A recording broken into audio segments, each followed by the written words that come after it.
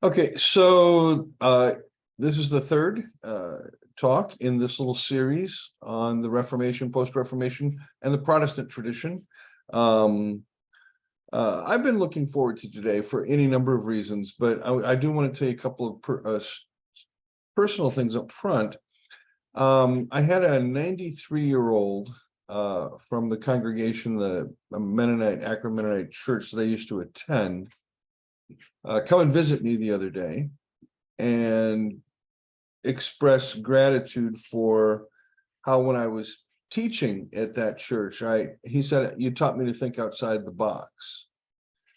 Now, Edgar was the first person, he wasn't the only person that's ever said this to me, but he was the first person that said, "Listening to you teach, Michael, is like trying to get a drink from a fire hose."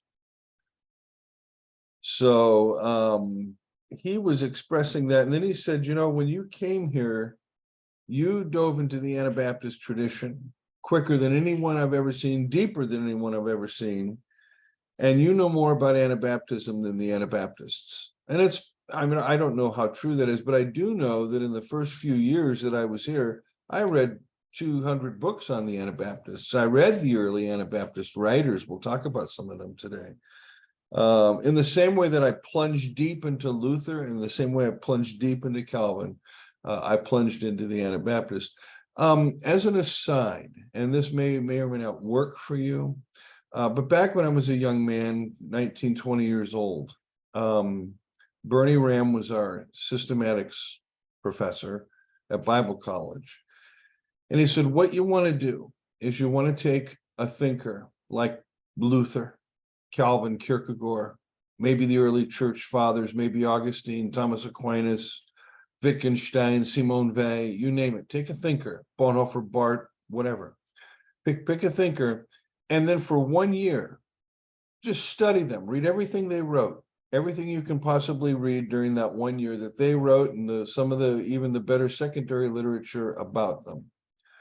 I did that for a quarter century. So I have paid my dues with Luther and immense in-depth reading for a year, and the same with Calvin. And so, as you know, well, with the Anabaptists, it's a little trickier because while they will be bound, eventually they will be bound to a confession of faith that will kind of hold the various types of them together, still, it's a challenge to describe what is called the Radical Reformation.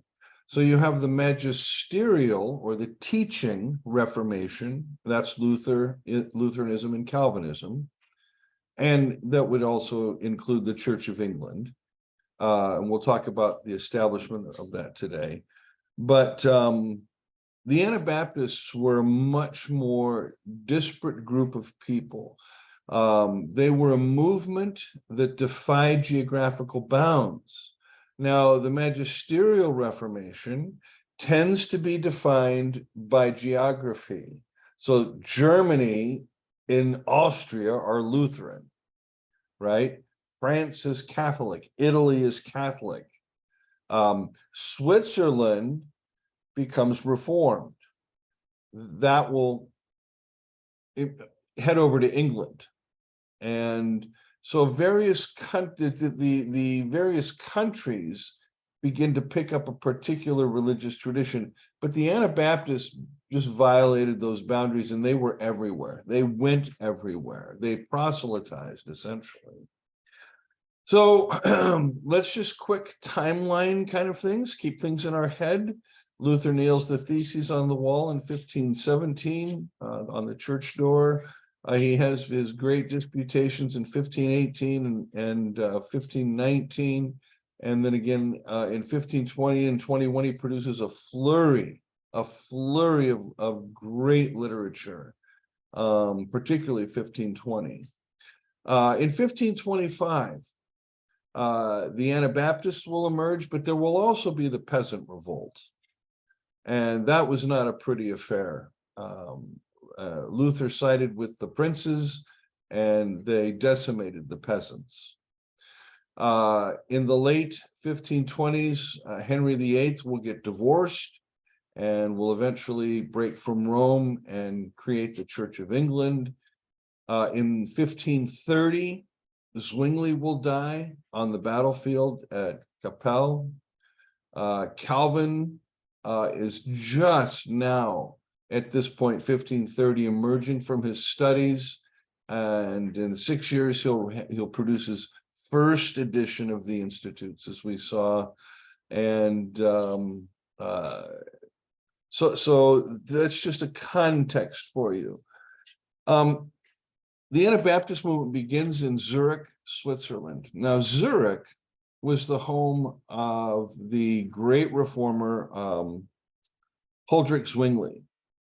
And Zwingli is not as well known as Calvin or Luther, although you can still get his writings, and they're in English.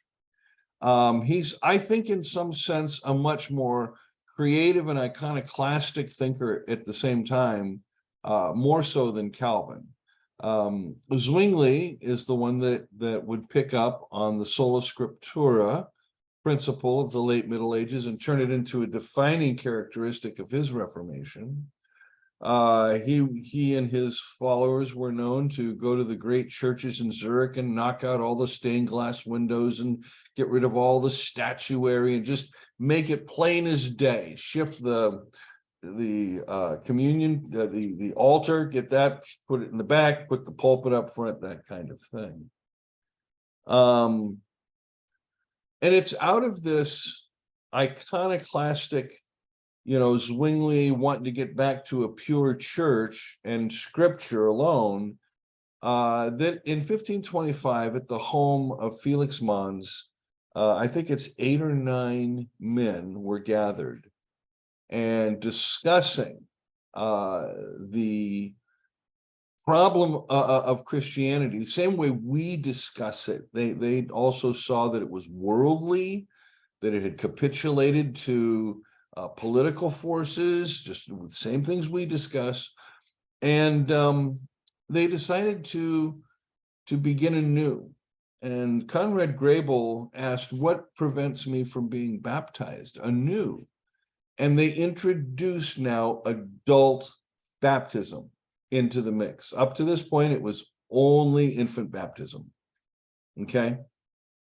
So they introduced adult baptism, and Anabaptism just simply means to re-baptize.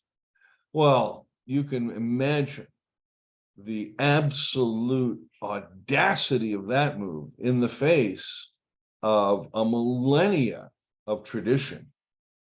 And it began to cost them their lives. I should walk over there and get it. I will show you something.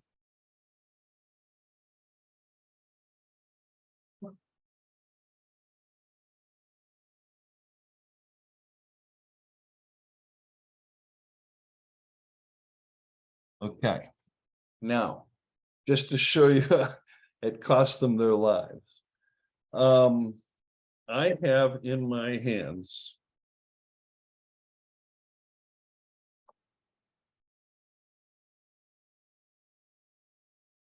yes, I have. Okay.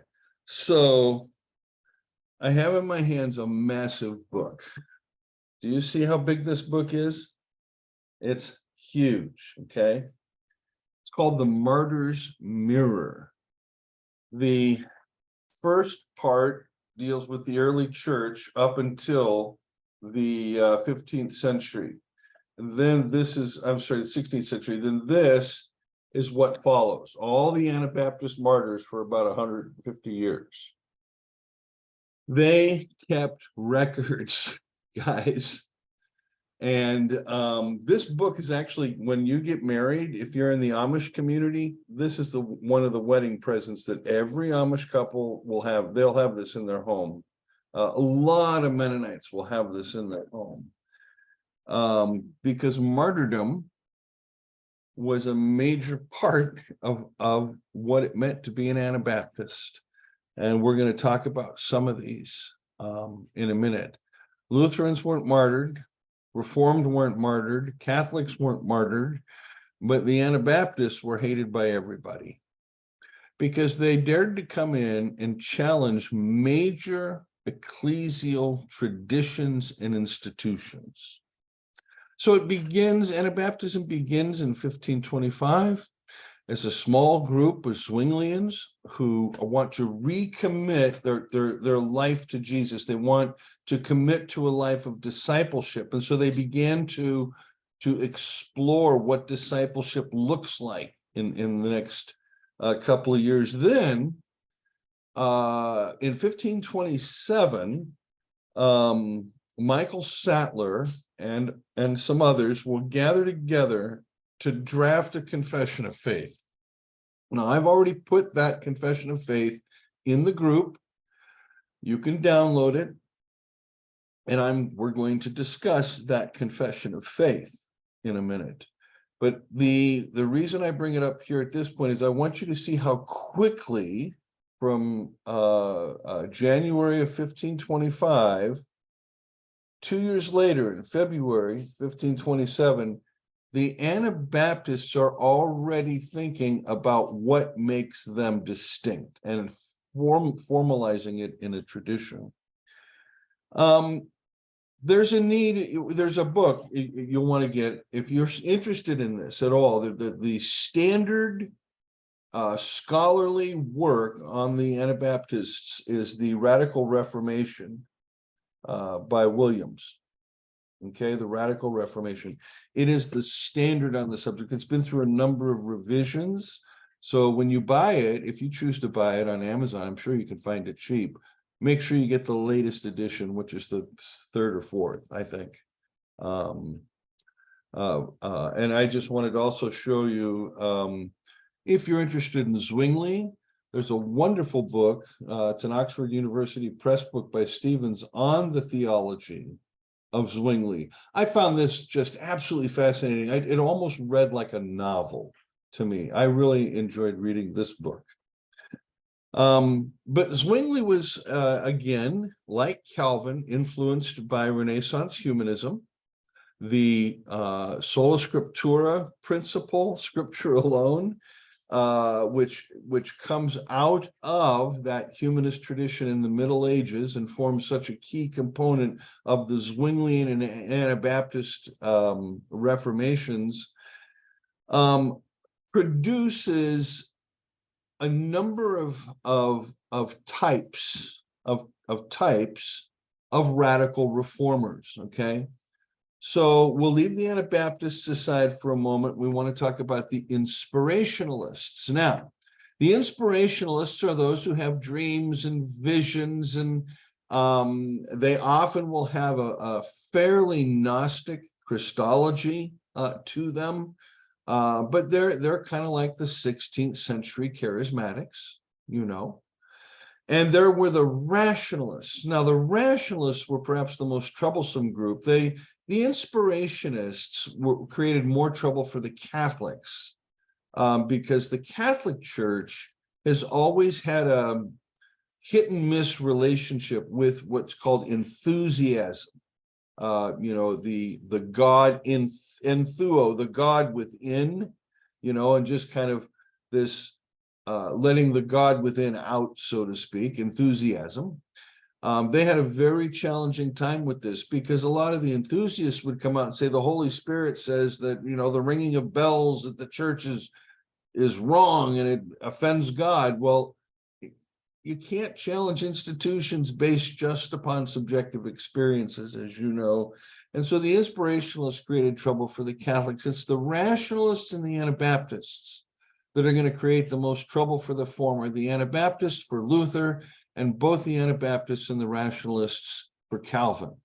The rationalists would place an emphasis upon reason, and they were almost all anti-Trinitarian, because the radical, rational thinkers of the 16th century thought that if they could take down the doctrine of the Trinity, they could essentially rationalize away Christianity. Sadly,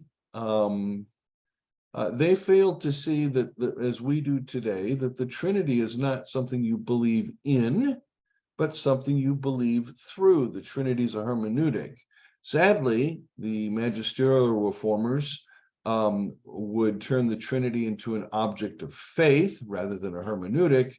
And as we'll see next week and the week after, everything tends to get pretty gummed up because of that move. But unlike the inspirationalists and the rationalists, the Anabaptists, they were biblicists. They were going to follow scripture, but they weren't just going to follow the Bible. They were going to follow the New Testament, okay? And they saw a major difference, a shift, a chasm, an abyss between the Jewish scriptures and the New Testament. Now, to be sure, none of them frankly, in my opinion, none of them really address the problem of the violent God, okay? The closest person to question that at this stage of the game was Pilgrim Marpeck. Now, Pilgrim Marpeck lived a little bit later. He lived in the 1550s, 60s, and 70s. But Pilgrim Marpeck, out of all the Anabaptist thinkers in the 16th century, shines. He's the one that begins to analyze the relationship between the testaments. He refers to the law as the handwriting of the devil. He is the one that really tackles the question of the relation of the two testaments. Sadly, unlike Menno Simons, Marpeck does not found a denomination. He does not found congregations. And so there's no such thing as Marpeckites, okay? There was simply Marpeck who wrote and people who read him. I was tempted to read a little bit of Marpeck to you today, just as I read some Calvin to you last time.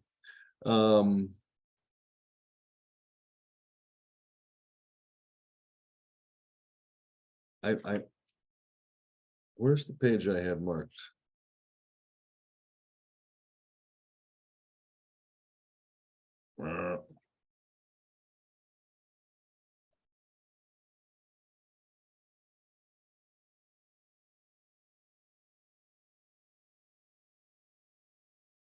The salvation, this is Pilgrim Marpeck. The salvation of the soul depends upon love for the neighbor. Whoever does not love his neighbor does not love his own soul and foolishly seeks his own profit to the highest damage. Therefore, no wakefulness or sobriety are manifested over either his own or other persons' souls, but only slumber and drunkenness. Since one can find scriptures about the suspension of Old Testament ceremonies, I would greatly desire that these spirits show me clear scriptures indicating that such ordained proclamation, teaching baptism and the Lord's Supper has been suspended or again forbidden and discontinued. And then without wavering in doubt in my heart, I might be able to believe their teaching. They are, however, unable to accomplish this without resorting to questionable, untenable, sophistic presentations, examples, and illustrations, all of which the Antichrist does for the preservation of his abomination.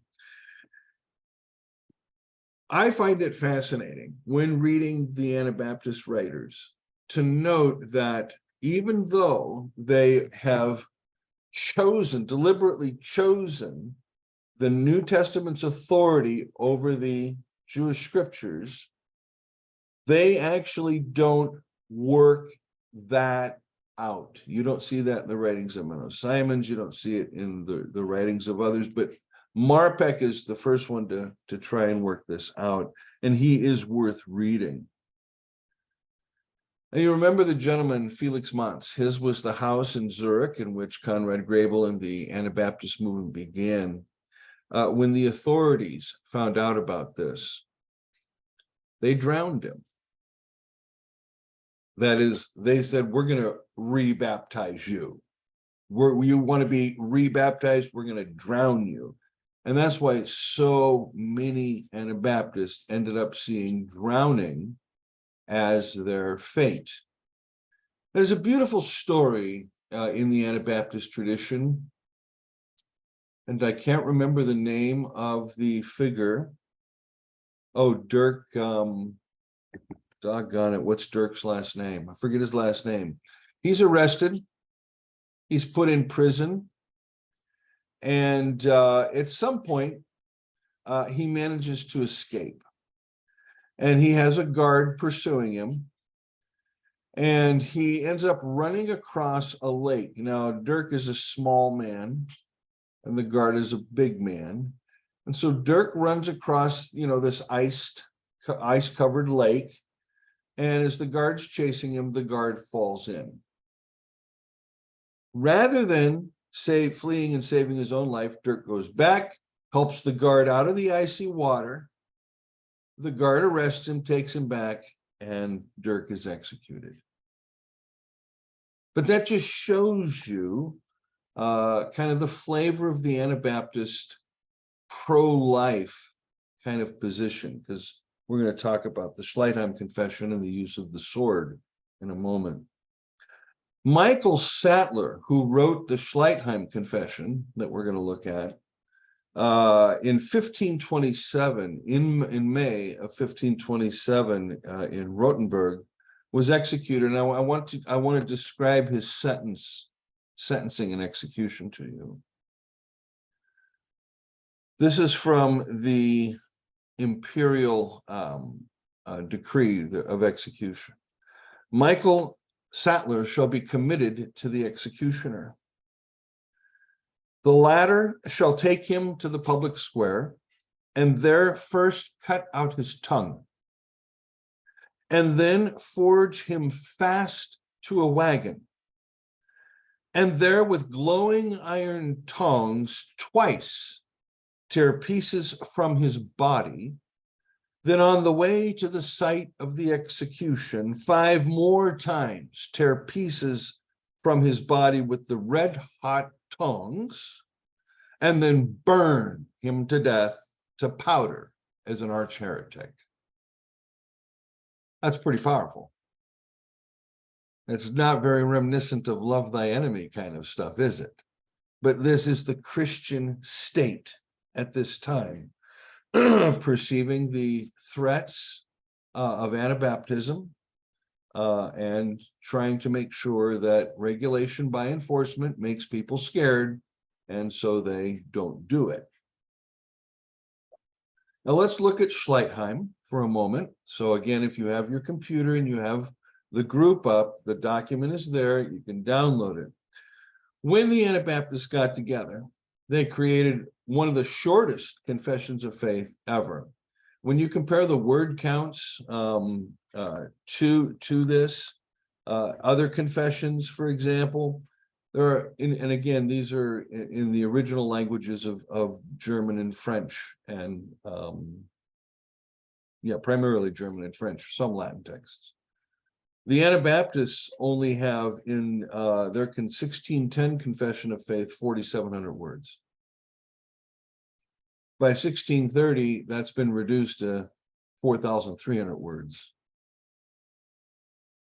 Compare that to the Lutheran Augsburg Confession, which part 1 is 3,300 words and part 2 is 8,800. So that's over 12,000 words.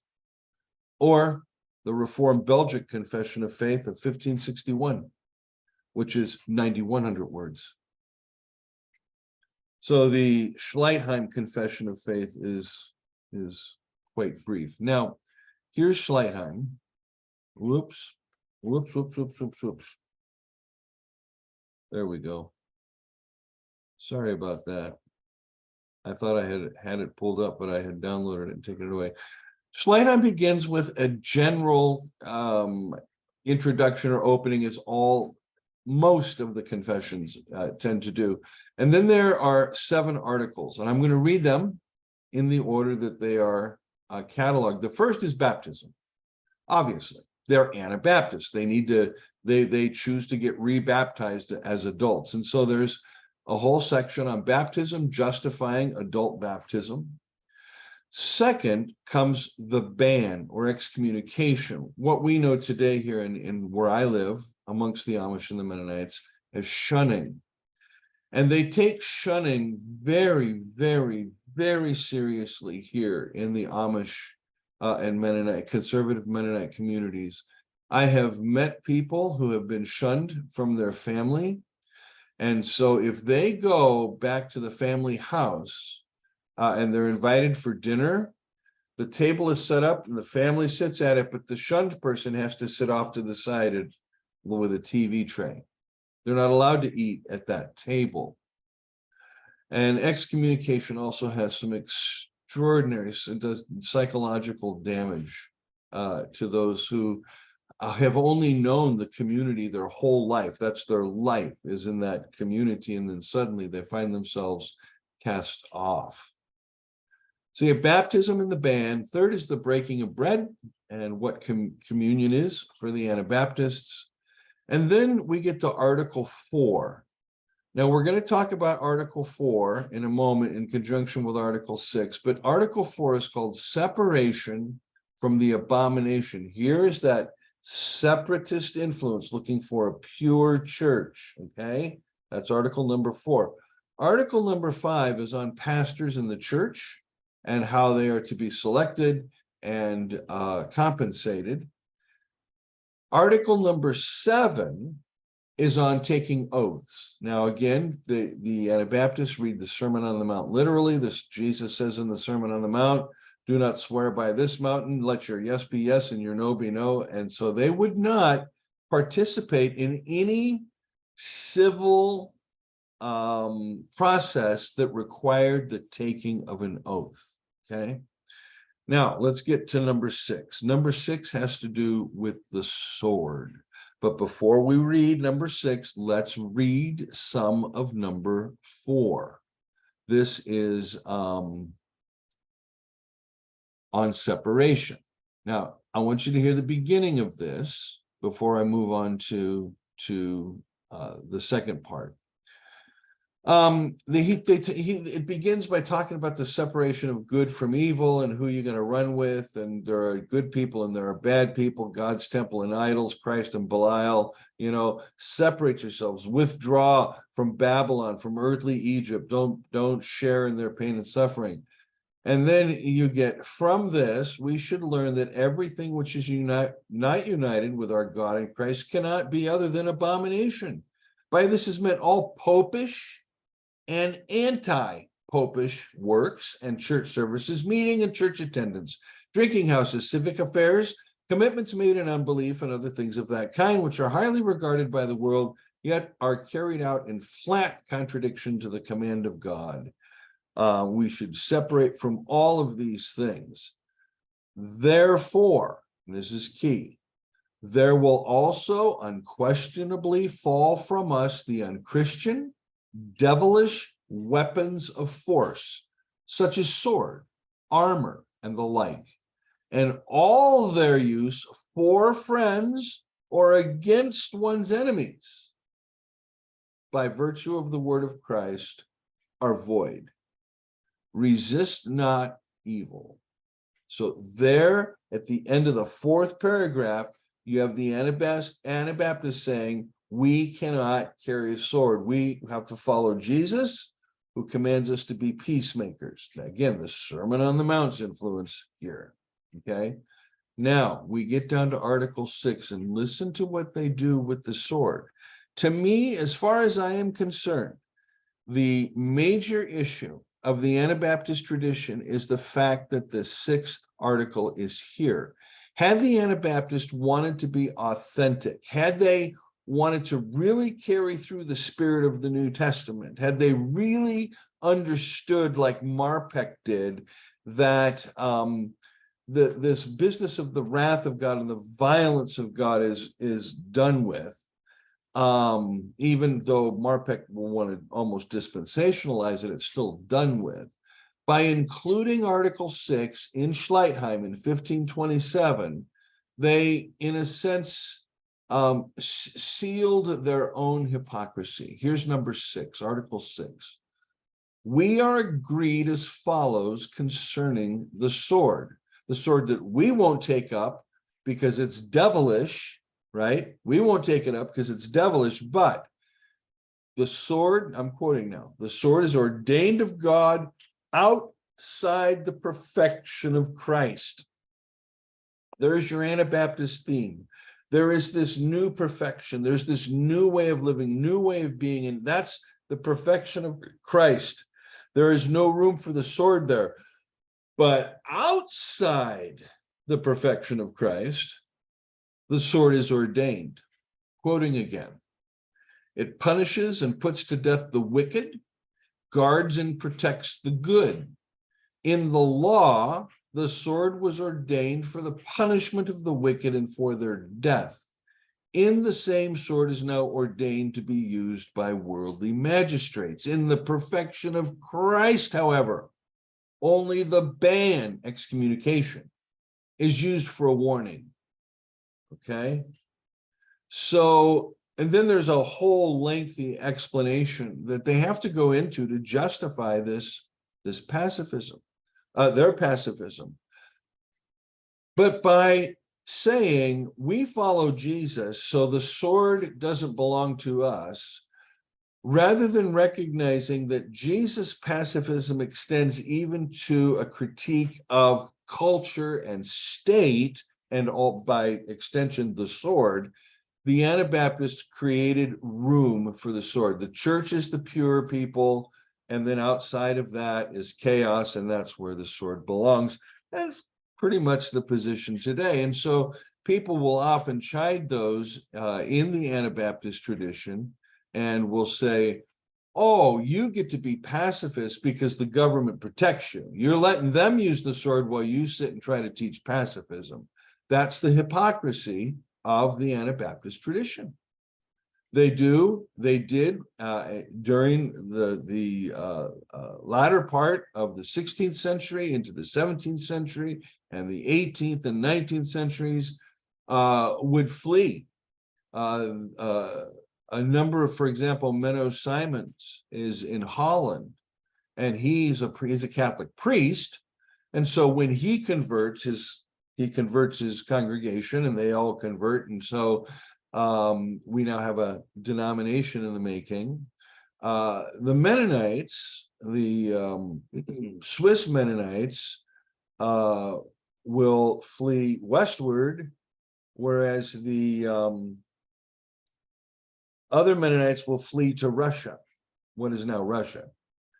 And eventually they'll make their way into South America, particularly Paraguay, up into Canada, and then down into the US. Of course, William Penn here in Pennsylvania established the colony here. Pennsylvania is not a state, it's a commonwealth. And he established the Commonwealth here that I live in as a place of free religion. And that's why this state is just saturated with Mennonites of various types. There are 40-some types of Mennonites here. Amish, 30, 40 types of Amish here, just tons of Amish. Schwenkenfelders, we have Schwenkenfelder congregations here. We're just oversaturated with that tradition here.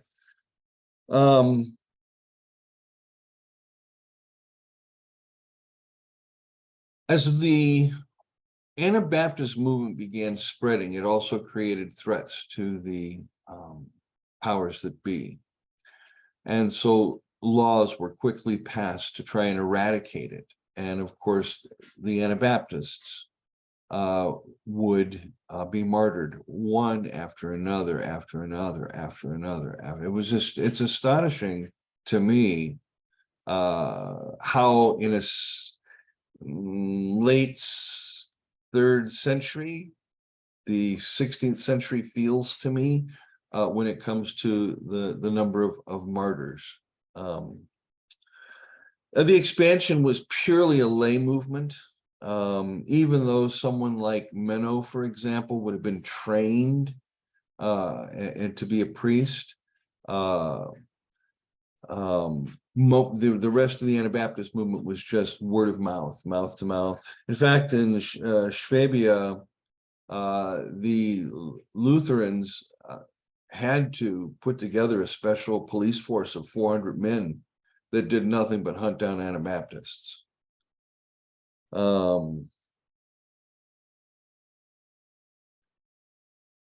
I have in my notes that the influence of Anabaptists on the reformers in Strasbourg, Martin Bucer and others. Bucer, we really should do a session on Bucer and one on Melanchthon, so you get to know some of the minor players out there. But Bucer in Strasbourg was very genial. And that's why the Strasbourg Reformation included elements of Lutheranism, included elements of the Reformed tradition, and included elements of the Anabaptist tradition. And it's from Martin Bucer and his being influenced by the Anabaptists on the concept of the ban that Calvin, he will learn that church discipline from Bucer and then begin to play that out in his theology. Here's one of the problems that the Anabaptists had to deal with in the 1520s. In 1521, Martin Luther believed the world was going to end in 1524. And so he hurriedly published his commentary on Daniel. And it kind of created an apocalyptic fervor. People really thought the world was going to end. And that included a number of Anabaptists who began taking up residence as groups in fortified cities, the most famous of which is Münster. Now, Münster, for close to 7 or 8 years, was a city that had been fortified. Of course, it's an old walled city. The Anabaptists took it over, but these Anabaptists bore swords. And then there was a fellow, John of Leyden, who would come in the early 1530s and proclaim himself as King David. He was bringing in the New Jerusalem. The New Jerusalem was coming down to Münster. The same way that the early Montanist movement in the 2nd century said that the city of Papusa was where the New Jerusalem was coming down. Or the Mormons say that Salt Lake City is where the New Jerusalem is coming down. Or where the fundamentalists say the New Jerusalem is just going to come down over the old one.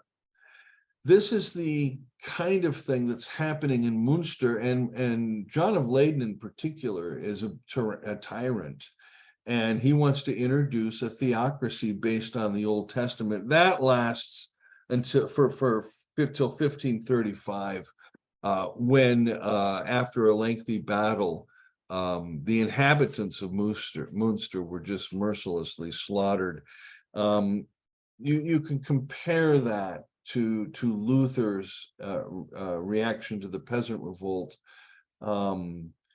There's just this crazy, almost irrational.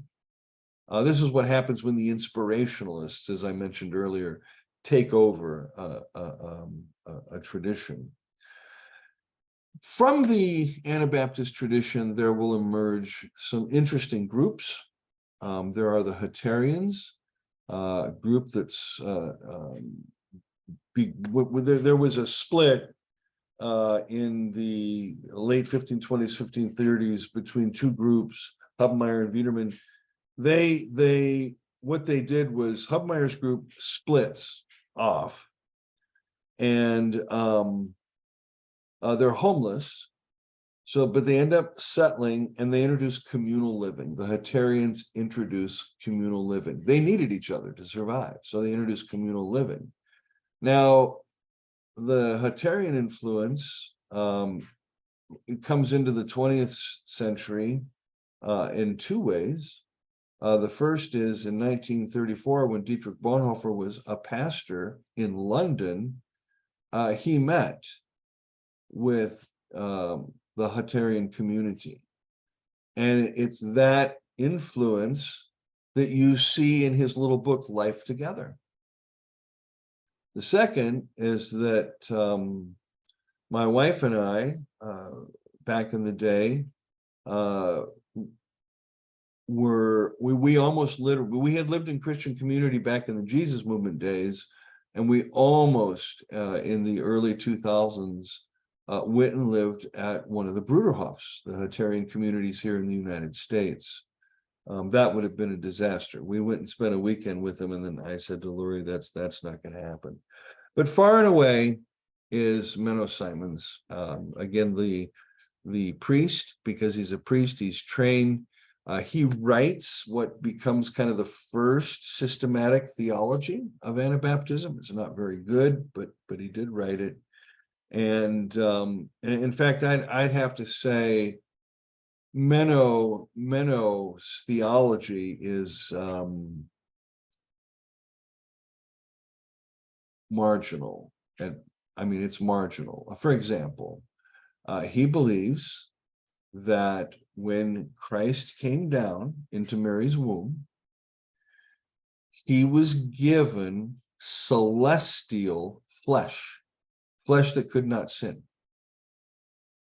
So his Jesus was not human like we're human. That's going to create, I think, massive ripples when it comes to questions of discipleship. But Menno's Christology, the concept of the perfection, Jesus is perfect, and we're called to be perfect and separate ourselves, and on and on and on and on. It's a movement without grace. I'll say that much. It's a movement without much grace. Although one of the things that happens in a century later for the Mennonites, and one of the reasons the Amish break away from the Mennonites, is the Mennonites begin putting an emphasis on love. And Jacob Amond, he calls the love Mennonites. All they want to do is talk about love. And so he breaks off because he wants a strict community with rules. But the Mennonites have never really been able to impact the world in the way they could have, precisely because they included Article 6 in Schleitheim. Peter Waldo had a phrase. He said, "We follow nakedly after a naked Jesus." We get rid of all encumbrances, and we follow the one who got rid of all encumbrances. I believe it's Hans Denk, and I quote this in many of my books, this saying, because I think it's correct. Only those who follow Christ know him. Only those who know him follow him. You cannot know Jesus apart from the act of discipleship, apart from choosing to live this, as they perceived it, this Christian life. The Anabaptist also brought to the table something that you have seen in my work, as well as others, and that's the concept of the fall of the church. The notion that in 320, when Constantine, or 325, or whatever, 314, when Constantine became emperor and would eventually bring the bishops together, and they would have the Nicene Creed, and now we got, everywhere is Christian. Constantine, who is declared to be a saint in the Orthodox Eastern tradition. The Catholic Church always saw that as God's favor. God was favoring the church, and so did the people of the time, like Eusebius of Caesarea, Hosius of Cordova, and others. The church had just come out of a decade of Diocletian persecution in the 290s, and so of course they're thrilled that the emperor is going to be a Christian. They're absolutely thrilled, and everybody saw it positively after that. And Eusebius writes his Life of Constantine, this panegyric elegy of Constantine and how wonderful and great he is, and God gave him to us. And it's just the same Constantine who has his own son's throat slit because he's afraid he'll take the throne from him. This concept of the fall of the church is what the Anabaptists brought back. They said when the church and state merged at Constantine, That's the fall of the church. Now you can imagine Catholic Christianity doesn't want to hear this. You can also imagine the Lutherans and the Calvinists who are seeing themselves as the authentic heirs of the patristic church rather than as barnacled and crusted Catholic tradition. They're seeing themselves as the heirs.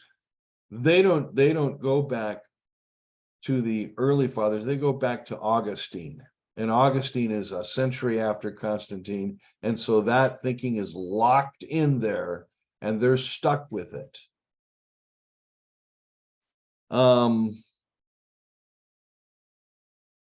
Peace and peacemaking, modern peacemaking as we know it, was not part of that 16th century ethos. Again, Anabaptists did not seek conflict. They did not engage in it. If they were assaulted, they did not assault back, etc., etc. But they weren't active peacemakers like we have today. That's really a post-Enlightenment, and in fact 20th century phenomenon. But they did, and they really did try to ask, what does it mean to follow Jesus? What does it mean to live a Christian life? What does that look like? What does it look like when we do it together as a community, as opposed to individuals that just simply gather together? What if we live life together, experience each other? And so the Anabaptists, in spite of all their flaws, just like the Reformed tradition, just like the Lutheran tradition, they bring pieces to the table that we should always consider in our theological thinking. Okay. And so we have plenty of opportunities today to delve into this. And frankly, I've never understood the knee-jerk reaction to the Anabaptist tradition in America. The tourists love to come here. They love to see the horses and buggies, and they love the ethos here, but they don't take it home with them. They don't take the peace of Lancaster County home with them, and because their Christianity doesn't allow it. But I do say it's very nice to live here. The crime rate is very low, of course. We just don't experience the kind of crime that it doesn't mean we don't have our murders. It doesn't. My next door neighbor is a trooper, and he does forensics, and he does all the murder investigations. But it's not like living in rural Kansas. It's not like living in New York City. It's very Pacific here. With that, I'll open it up to questions or comments or observations. Weather reports. It's very cloudy here. My first question would be, last week you say that the Reform were talking about grace all the time, but they were violent. And now today you say, like, the Anabaptists, there's no grace, but at least they're non-violent. What would you say? That's fascinating, Sam. That's absolutely fascinating. I don't know what to think about that. That's brilliant. That's a brilliant observation. Okay. Yeah, I was wondering what you thought was up with that, because it seems like those two would come together, but it didn't in those two cases. So I don't know what to make of it. Yeah, I don't know. That's a brilliant observation. Okay. Well done. I'll try to think about it then. Okay. You guys go ahead if you have questions. I'm gonna think about that a little bit. Just by the way, about that, what this Sam Gee mentioned, you were saying that last week, you mentioning that the that the Calvinists were involved with a lot of violence, but preach grace. It doesn't make any sense to me. I mean, is that correct? What I'm Well, here's if I think I nuanced it properly last week. Here's the thing. Calvin, like Augustine, was interested in protecting the grace of God and the doctrine of salvation, because the Roman Church had said, that there's a cooperation. God redeems us, but there are things we have to do as well. Okay, that's the semi-Pelagian kind of approach to it. Okay, so here's the Christian problem, and it doesn't just go back to Augustine; it goes back to the Jerusalem church. When you say that you are saved by grace and that's it, you've not said one word about the subject's response. You've only talked about God's orientation. Okay, now, can the subject reject God's grace? Yeah, yes, he can. Well, that's a matter of debate as far as the Calvinists are concerned, because they believe in overwhelming grace, grace that overwhelms. Oh, irresistible grace. Irresistible grace. All right. Okay. Starting to So get the picture. you cannot but say yes, if God is gracious to you. Now remember, God is only gracious to the elect. Yeah. So if God is gracious to you, you can only say yes because you're elect.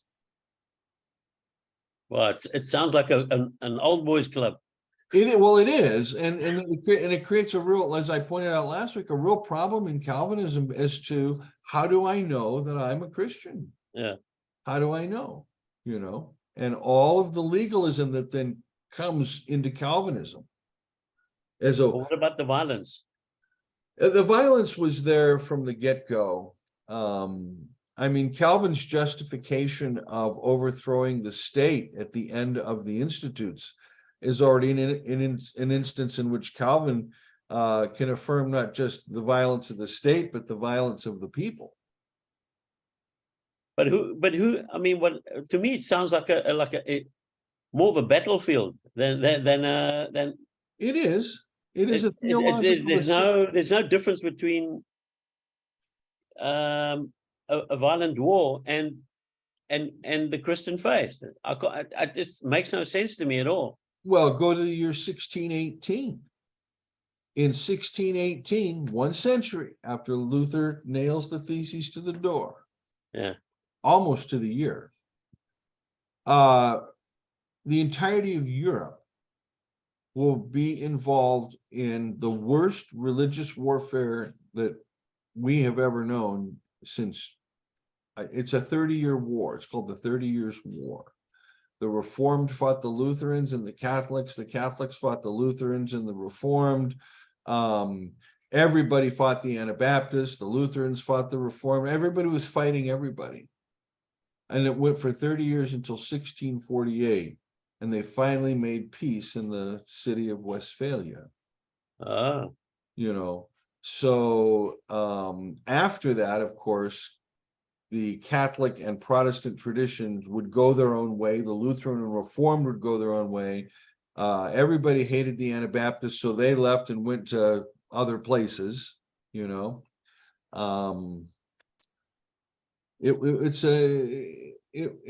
would not have been a fun time to be alive, given the various plagues of that time, the poverty, the intense poverty. Although the emerging merchant class, the emerging mercantile class, in and around the early 1500s, really helped to make a big shift in the way society was structured, because for the first time you had a middle class, a burgher class, a managerial class. So it wasn't just the court, meaning the king and his court, and then the peasants.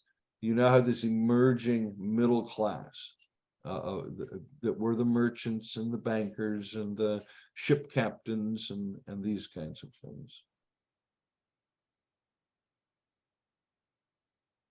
Yeah, now I'm starting to understand why not only that we have so many Protestant denominations, as I said, like you know, the number you cannot really get to, but estimates are in the last 500 years we've had somewhere around 40,000. Yeah. It sounds like it's a lost battle.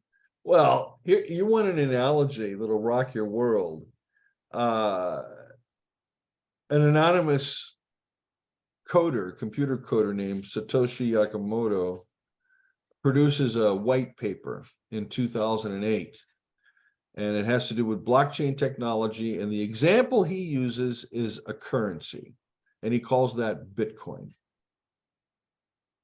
A few years later, another company creates a coin. A few years after that comes Ethereum. And then there are some minor coins that are out there from, 2014, 15, 16. Then comes an explosion. That explosion leads to hundreds of cryptocurrencies, hundreds of them, most of them without a project. But today, they're coming on board 35, 40 a day. There are over 23,000 cryptocurrencies, and 22,900 of them are useless. They're just useless. They're just code with no project or anything else, or Ponzi schemes or something. But the exponential growth was like that, from 1 to now 23, 24,000. It's the same way in the Protestant tradition.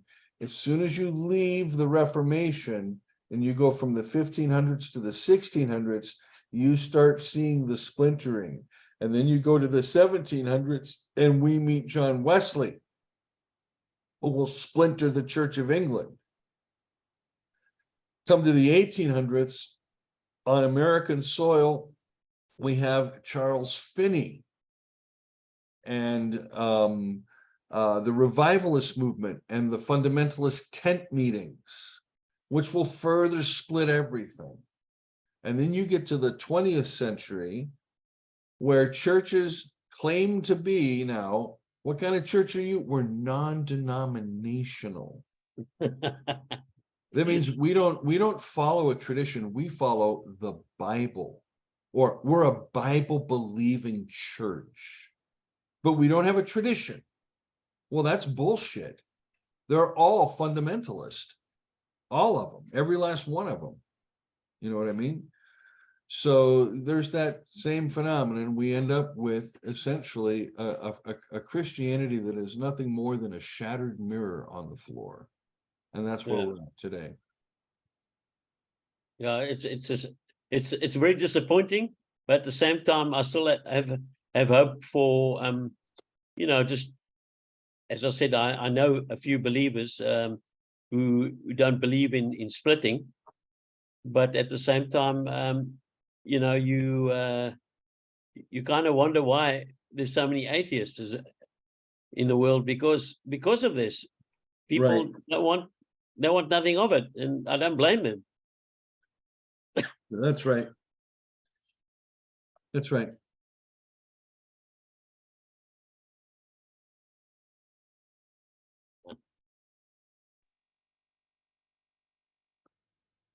Well, shall we call it? I've got one question, I think. Good. Back when I was studying, we had a residential. We're looking at Paul, and the tutor was a really nice guy, evangelical Southern Baptist sort of style. Mm-hmm. And at one point, he got really frustrated with us in a nice way, but he accused us all of being Anabaptists. I'm trying to get my head around what he was getting at. And tied in with that is the Were- question is, Were what you, what was it that the establishment at that time feared the most about the Anabaptists? well, you were either the conversation had either been oriented toward peacemaking versus violence and war, or Yeah. it's possible that you had taken a position with regard to church history, like the Anabaptists did, you know. Because it was the time when Brad Jerzak was one of the tutors there, and he was doing the Gospels, Uh-huh. and the same tutor who accused us of being Anabaptists. He also rightly commented, "You've all been Bradified." You got radicalized. Well, there you go. Yeah, it could be. So what was it that the establishment feared most about them? Because the reaction They seemed- refused to carry the sword. They refused to participate in civic duty. Everybody was expected to do their civic duty. So if there was a war and you needed soldiers, why, the men would go to war, right? Right. So the Anabaptists weren't going to do that. So they placed themselves outside the mainstream. That's right. Yeah. Yeah.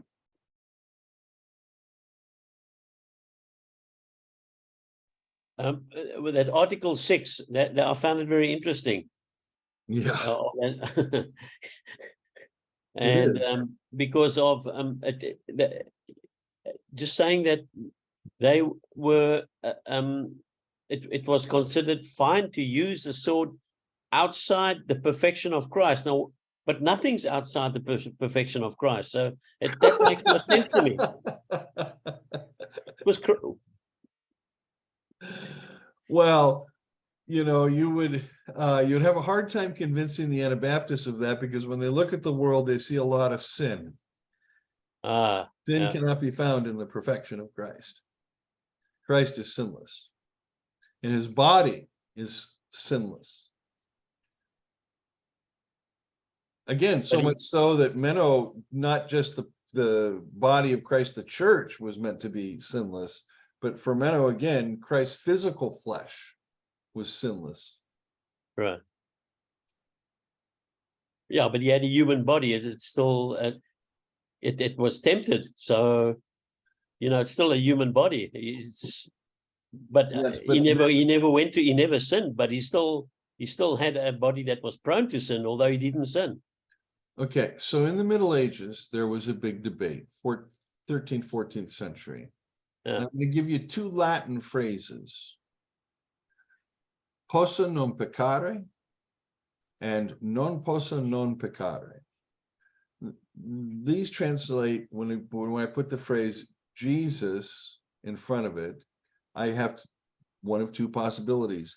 Jesus is unable to sin.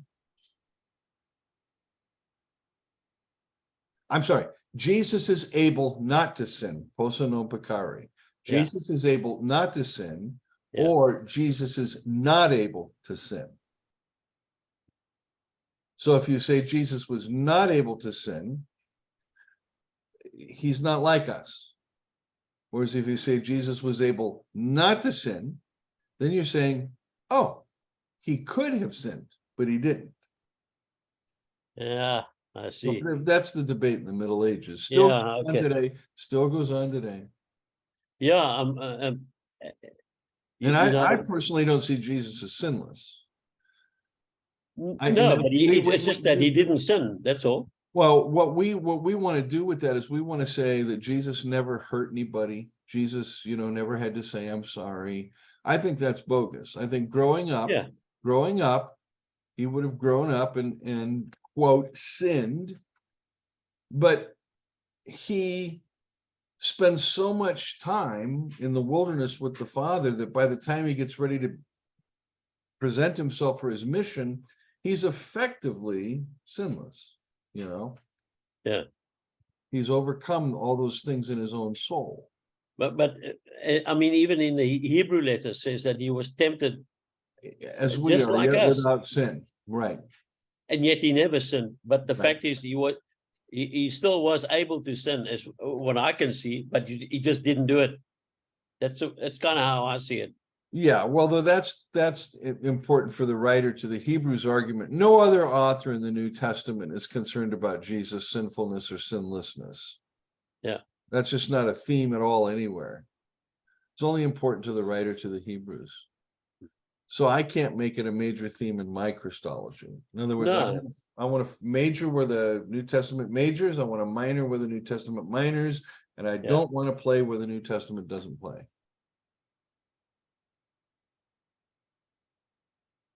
No, I found it very interesting. This thing about the Anabaptists. I never knew there were so many of them, so many splits. You said there's about 47 of them in Pennsylvania?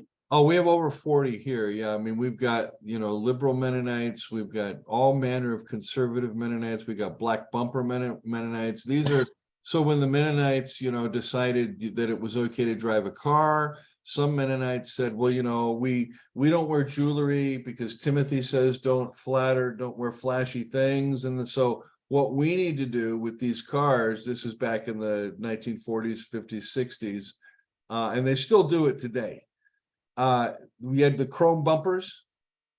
Yeah. So because those are flashy, they spray paint their bumpers black. So, you could tell when you're driving, there's a black bumper Mennonite, because it's a nice car, but the bumpers are painted black. Lots of different types of Amish. Some Amish drive, some don't. Different bishops in the Amish community have different rules, Yeah. So depends on where you live, whether you get They sound very similar. It Oh, sounds as if like the Church of Christ and the Stone Campbells, they sound very similar to this to my background. Yeah, oh yeah. Very much so. Yeah. It's amazing.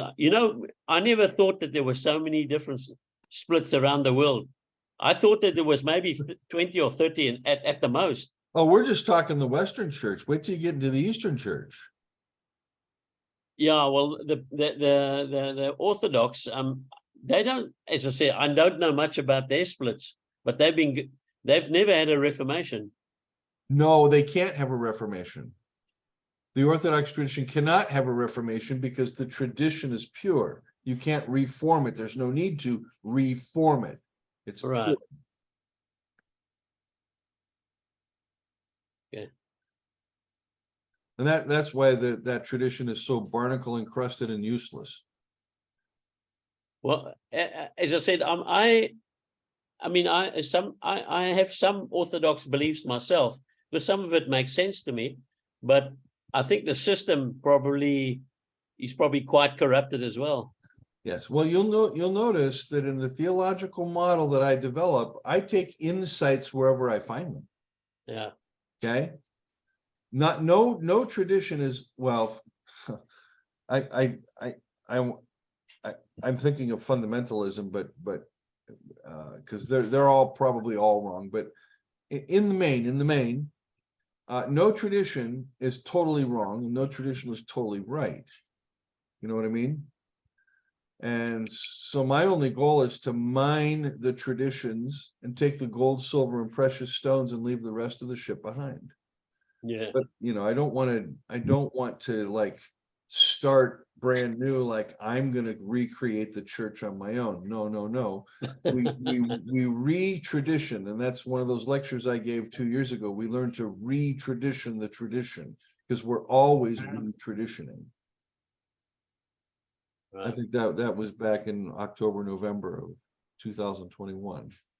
Have you still got those lectures on your They are there on the group. You go under videos. Okay. And you'll see, there's got to be over 100 of them on there now, so and Facebook does not give you an easy way to organize them. It doesn't. Yeah, I noticed it when I first. It's terrible. And I noticed that when I first started going on this with you a few weeks ago, it took me a while to find that stuff on hermeneutics. Yes. Yeah. Facebook does not give you an easy way to organize or categorize like YouTube does.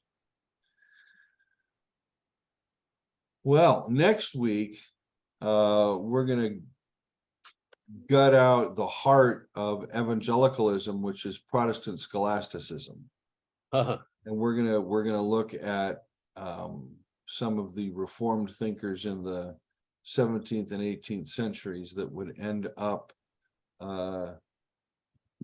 yeah, well, we'll see where they end up. Yeah. Anything else? Anything else? I was just gonna say, it seems like a lost cause, man. I mean, Yeah. with the conflict, I mean, everything is rooted and grounded in conflict. And how do, does a community function? I don't know. Christianity is probably a lost cause, but the gospel isn't. Right on. Okay. And, the gospel is the good news. And my commitment is not to Christianity, but to the gospel. I only have a commitment to Christianity in as much as I'm a Christian theologian, which means I mine that tradition. That's a great outlook. I like that, because man, it can be so frustrating. Yeah. And it just even in the individual life, I mean, damn, going through this and exposing your own theology Right. as a Western thinker, trying to remove every lens, no longer an evangelical or a Protestant, and just moving right along. The frustration, and then you're trying to get a group of people to. Well, again, one of my projects is actually to be a Protestant and to be an evangelical, but to have rethought that tradition, to retradition that tradition. See what I'm saying? Yeah. So, I'm hoping that my work does that. Now you're gonna get me all messed up again. No, I appreciate it, man. So it's all good. Yeah, just thinking about the sort of the communities that are around you today. It strikes me that they're almost fixed in time. Yeah. They don't change. They're still living 200 years ago. And it's a bit like, the idea of an insect that's caught in amber.